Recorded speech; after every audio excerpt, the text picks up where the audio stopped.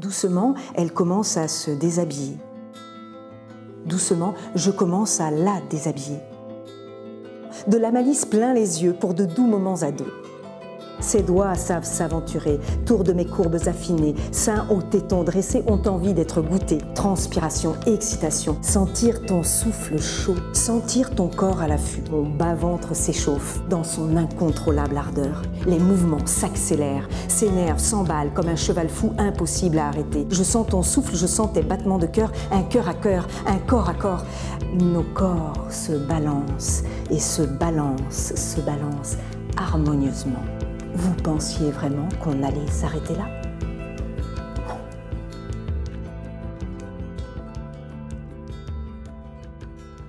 On est à la Villa Magdala, qui est un centre d'art et de culture à Hyères-les-Palmiers, dans le sud-est de la France. Et c'est un endroit très authentique, je trouve très élégant et parfait pour accueillir la présentation de mon livre. Cette femme en territoires érotiques que je vais présenter. J'ai écrit ce livre en partant d'un questionnement sur moi-même, sur mon rapport à l'amour et sur comment être en couple, quelles étaient mes réactions au niveau de l'amour et de la relation amoureuse. 7 femmes, le nombre 7, parce que j'ai interviewé 7 femmes sur leur rapport à l'amour et leurs ébats amoureux. Mais c'est aussi 7 femmes, la femme que je suis, la femme que chacune de nous est, en fait. Et puis ensuite, j'ai fait analyser ces petites nouvelles, puisque j'ai retranscrit leurs récits, et je les fait analyser par un astrologue et un psychologue. J'ai choisi vraiment 2 professions, une très scientifique et une autre beaucoup plus spirituelle, on va dire. Donc ça rassemble un peu tout le monde, pour que tout le monde puisse s'y reconnaître aussi. Et en fait, je me suis rendu compte que c'était extrêmement complémentaire, leur point de vue.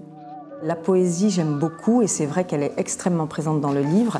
Et en même temps, elle a été un outil pour moi très important pour rester sur le fil au niveau de l'écriture et ne pas basculer dans un récit plus pornographique ou un récit plus érotisme trop doux. Donc j'en ai fait des pantoumes, des odes, des sonnets, j'ai fait des haïkus. Donc il y a une poésie un peu plus sauvage aussi, et tout ça dans la prose, dans les nouvelles. La poésie était l'outil parfait pour moi.